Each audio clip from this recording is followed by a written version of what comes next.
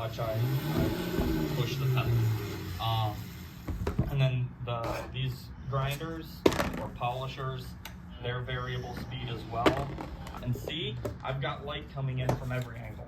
Light is super important. I mean, if you look up, we have lights everywhere in here. Because if you get shadows on what you're working on, I'm not grinding anything right now, so I'm not going to use the 2x80 belt grinder.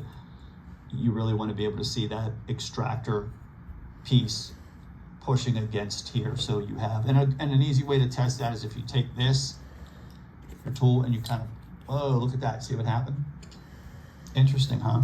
I guess I should have had the striker in. We're just full of all kinds of stuff tonight. So once again, we're gonna have to start this over. And that's another thing I didn't show on that. This literally just pushes out like that. If you need to get this out, it's gonna literally push out. It just drops out. It's that easy to get out of the gun. Come back over here, drop that in. It's now captured. Pull that out. This time when I do that, I'm just gonna show you with the striker in, because you have to have the striker in or else things are gonna kind of fall apart. Way to take this out is going to be just to use the slide as a holding, something to hold it with. And then you're going to, I'm trying to think of how to do this. You're actually pulling down the spring like this. And then how I like to do it is literally I just pull down on the spring and I turn it sideways and pull up on the cups and just let the cups kind of fall off. And then you're gonna just lightly release tension on that.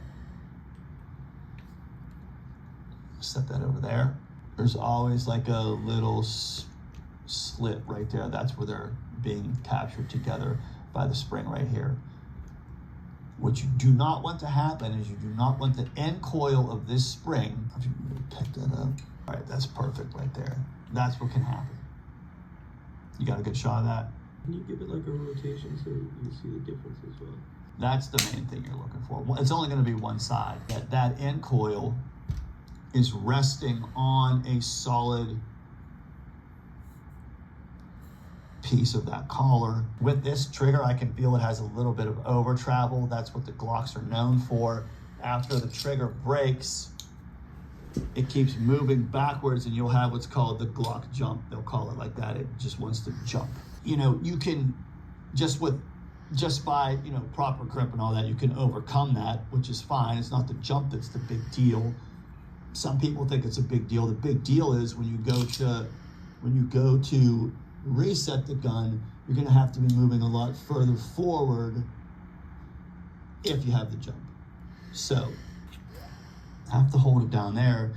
It's a hard time, and like, watch this, guys. So, this is even because of the nature of that beaver